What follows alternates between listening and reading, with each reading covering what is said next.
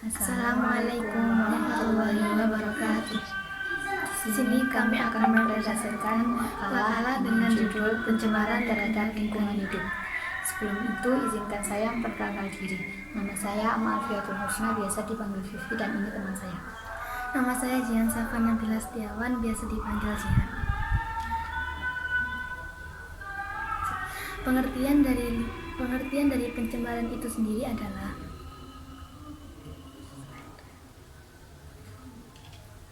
lingkungan merupakan kesatuan antara abiotik dan biotik.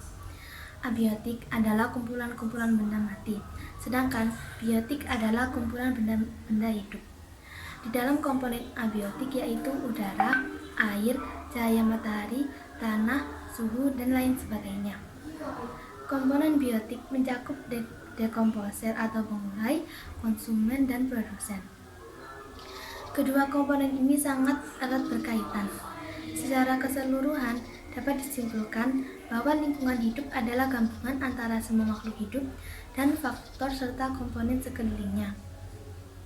Makhluk hidup yang ada di bumi merupakan salah satu faktor keberhasilan lingkungan hidup.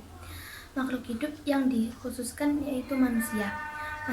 Manusia adalah makhluk berakal yang diciptakan Tuhan dengan sempurna dalam keadaan yang utuh pula.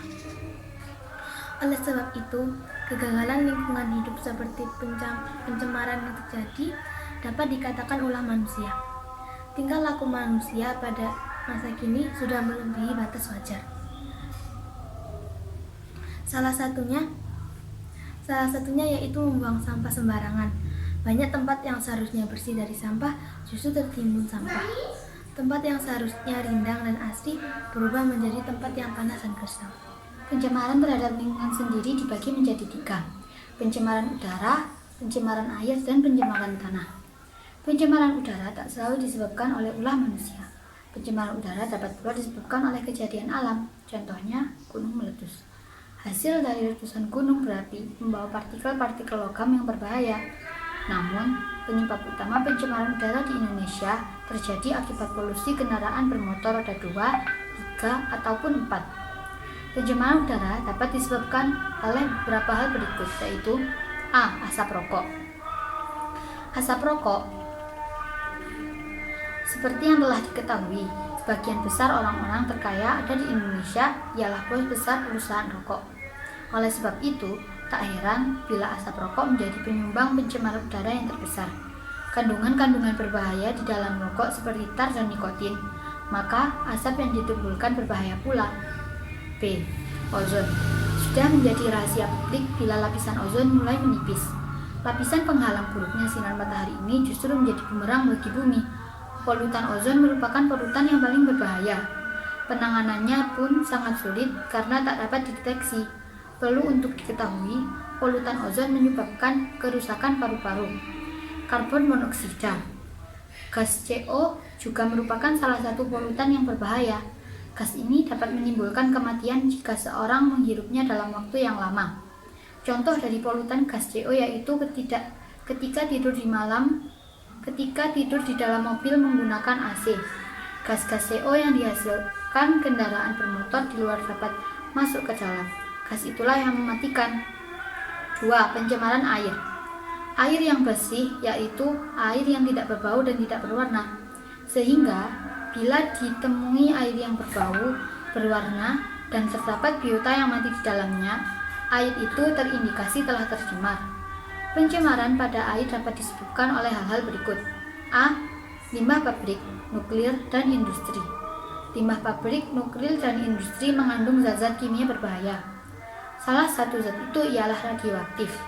Pembuangan limbah secara sembarangan ke sungai sangat membahayakan, karena zat berbahaya akan tercampur dengan air sungai. Hal itu mengancam keberadaan biota sungai dan lingkungan sekitar. B. Bahan peledak untuk menangkap ikan. Penangkapan ikan menggunakan bahan peledak memang sudah dilarang, namun tetap saja ada oknum nakal yang menggunakannya. Penangkapan dengan bahan peledak dinilai efektif, tidak akan waktu yang lama, dan akan mendapat hasil tangkapan melimpah. Namun, hal ini adalah salah satu penyebab pencemaran air. C. Pestisida.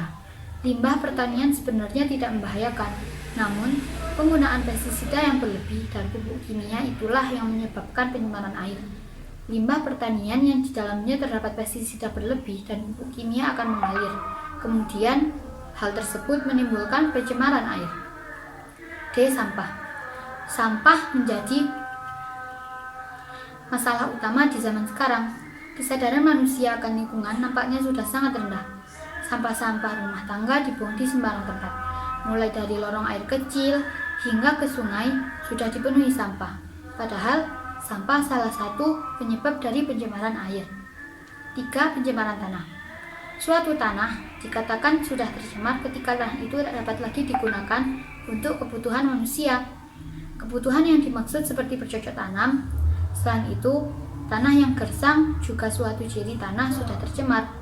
Penyebab pencemaran tanah yaitu A. Senyawa asam, B. Pestisida berlebih, C. Pupuk kimia, D. Limbah industri, pabrik, dan nuklir, E. Limbah rumah tangga misalnya deterjen.